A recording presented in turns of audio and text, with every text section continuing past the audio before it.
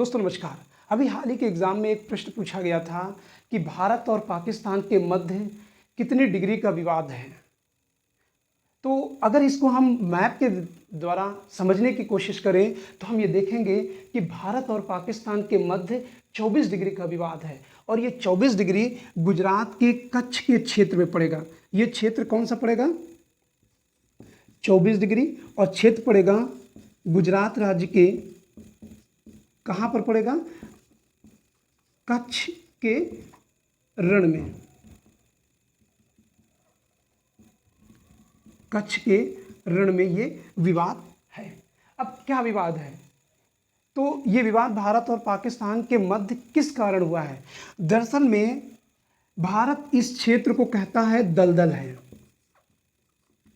क्या कहता है? दलदल। कौन कहता है? भारत कहता है। जबकि इसी क्षेत्र को पाकिस्तान की अगर सीमा देखें तो ऐसे करके ये बनाते हैं। पाकिस्तान इस क्षेत्र को कहता है कि ये झील है। भारत दलदल क्यों कहता है? पाकिस्तान झील क्यों कहता है? तो सबसे पहले समझें कि पाकिस्तान झील क्यों कहता है। दरअसल में पाकिस्तान झील इसलिए कहता है क्योंकि अंतर्राष्ट्रीय लॉ के अनुसार जहाँ भी जल है, खासकर किन्हीं दो देशों के मध्य और सीमाई क्षेत्र में है, तो उसमें बंटवारा कर दिया गया है। क्योंकि जल एक अमूल्य संसाधन है, इसके बिना जीवन संभव नहीं है। इसलिए अगर पाकिस्तान इसको झील कहेगा तो अपना दावा पेश कर सकता है कि इसमें हमारा भी हिस्सा है। जबकि भारत क्या कहता है? दलदल है। दलदल क्यों कहता है? कि ये मानव के उपयोग की ज़रूरत नहीं है और इसलिए ये हमारे अंडर में है, ये दलदल है। तो ये एक महत्वपूर्ण यहाँ से क्वेश्चन बनता है। एक दूसरा महत्वपूर्ण क्वेश्चन बनता है, भारतीय उपमहाद्वीप कैसे कहते हैं? क्या? प्रश्न फिर से देखिएगा। भारतीय उपमहाद्वीप। तो दोस्तों सबसे पहले आप दो बातों को समझें। एक है द्वीप और दूसरा है महाद्वीप। तो द्वीप वह छोटा स्थल है जो चारों तरफ जल से घिरा हुआ है, वो क्या कहते हैं? द्वीप कहते हैं। उसके बाद महाद्वीप, ये छोटा स्थल है द्वीप, और महाद्वीप चारों तरफ से पानी से घिरा हुआ है, लेकिन ये क्या है? एक बड़ा स्थल है जिसमें कई राजनीतिक सीमाएं हैं, अलग अलग भौगोलिक खंड हैं और अलग अलग पहाड़ी क्षेत्र हैं, अलग अलग जनजातियां हैं, बहुत सारी विविधताएं पाई जाती हैं। एग्जाम्पल के लिए एशिया महाद्वीप, ऑस्ट्रेलिया महाद्वीप, अमेरिका महाद्वीप, अफ्रीका महाद्वीप, तो ऐसे महाद्वीप होते हैं। लेकिन हम बात करते हैं उपमहाद्वीप की। तो उपमहाद्वीप इसी महाद्वीप का एक खंड है जो किसी एक बाउंड्री से घिरता है, किसी एक बाउंड्री से घिरता है। क्योंकि इस बाउंड्री के अंदर सबसे बड़ा देश भारत है, उसकी अपनी विविधता है, सबको समेटे हुए है, तो उसी क्षेत्र को क्या कहा जाता है? भारतीय उपमहाद्वीप।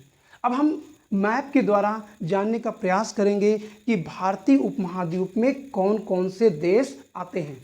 दरअसल में इस बात को इसलिए भी बताना जरूरी है क्योंकि अलग अलग बुक्स में भारतीय उपमहाद्वीप में देशों की संख्या अलग अलग बताई गई है, लेकिन यहाँ पर जो भारतीय उपमहाद्वीप बताए जाएंगे वो पूरी तरह से एनसीईआरटी पर आधारित है।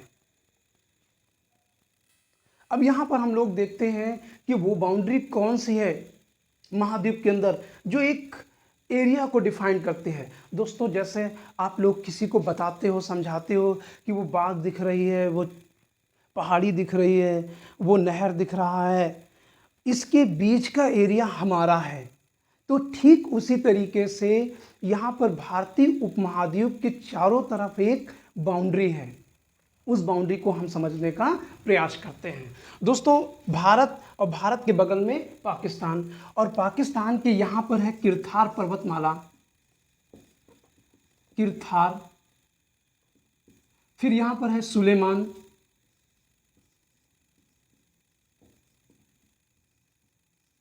और यहाँ पर है हिंदकुश। अब आपको ये भी ध्यान रखना है कि ये बढ़ते क्रम में किरथार, सुलेमान और हिंदकुश, और फिर यहाँ पर आपका हिमालय पर्वत पड़ जाएगा। कौन सा है? हिमालय। उसके बाद फिर यहाँ पर अराकान योमा पर्वतमाला है। कौन सी? अराकान योमा पर्वतमाला किसके बीच में है? तो भारत और म्यांमार, ये पूरा क्षेत्र म्यांमार कहलाता है। ये पर्वतमाला भारत और म्यांमार के मध्य है। ये पूरा क्षेत्र म्यांमार कहलाता है और इधर भारत है। तो दोस्तों अगर हम इस सीमा में देखें तो कौन कौन से देश आ जाते हैं?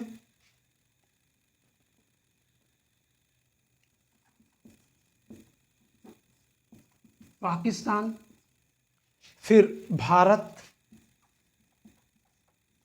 फिर नेपाल आ जाएगा, फिर यहाँ पर भूटान आ जाएगा, और फिर ये यहाँ पर बांग्लादेश आ जाएगा। कौन सा? बांग्लादेश।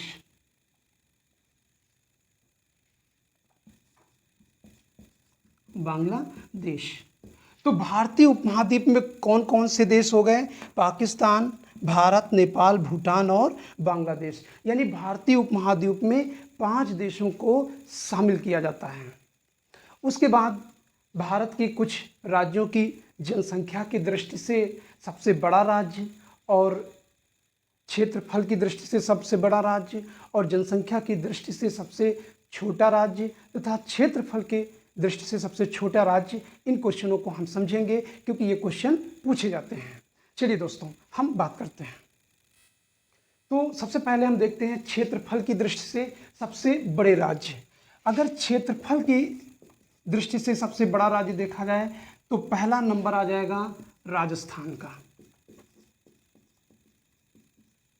दूसरा नंबर आ जाएगा मध्य प्रदेश का, और तीसरा नंबर आ जाएगा महाराष्ट्र का।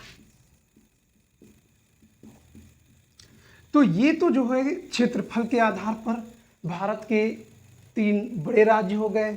उसके बाद हम देखते हैं जनसंख्या के आधार पर सबसे बड़ा राज्य।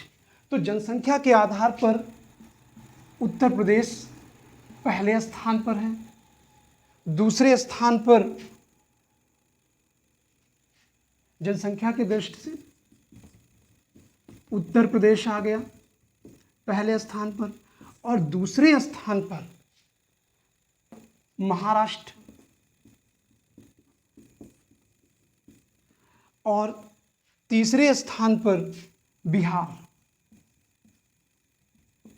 कौन सा हो जाएगा? बिहार। यहां से एक क्वेश्चन और बनता है, भारत का सबसे छोटा राज्य कौन सा है? जब छोटा राज्य पूछा जाता है तो यहां से 2 प्रश्न उठते हैं कि जनसंख्या की दृष्टि से सबसे छोटा राज्य या क्षेत्रफल की दृष्टि से छोटा राज्य। अगर जनसंख्या की दृष्टि से देखें तो सबसे छोटा राज्य सिक्किम हो जाएगा, सबसे छोटा राज्य। अब देखिएगा सबसे छोटा राज्य जनसंख्या की दृष्टि से कौन सा है? सिक्किम है। अभी यहां से कंफ्यूजन होता है, जबकि क्षेत्रफल की दृष्टि से, क्षेत्रफल की दृष्टि से सबसे छोटा राज्य गोवा है। अब ध्यान दीजिएगा, गोवा की जनसंख्या सिक्किम से कहीं अधिक है। समझने की बात यही है, गोवा की जनसंख्या सिक्किम से कहीं अधिक है। सिक्किम में जनसंख्या क्यों कम है? इसका कारण देखिएगा, सिक्किम में जनसंख्या इसलिए कम है क्योंकि पहाड़ी क्षेत्र पड़ता है और जनसंख्या के रहने के अनुकूल नहीं है, और इस कारण वहाँ पर जनसंख्या अपेक्षाकृत कम है। कहाँ के? गोवा में। तो जनसंख्या की दृष्टि से देखा जाए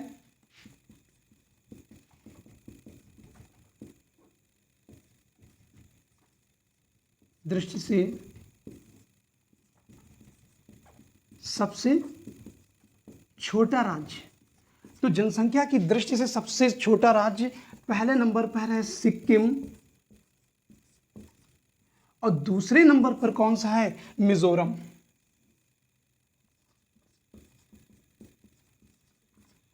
अब क्षेत्रफल में देखा जाए तो सबसे छोटा ये है, कौन सा? गोवा है।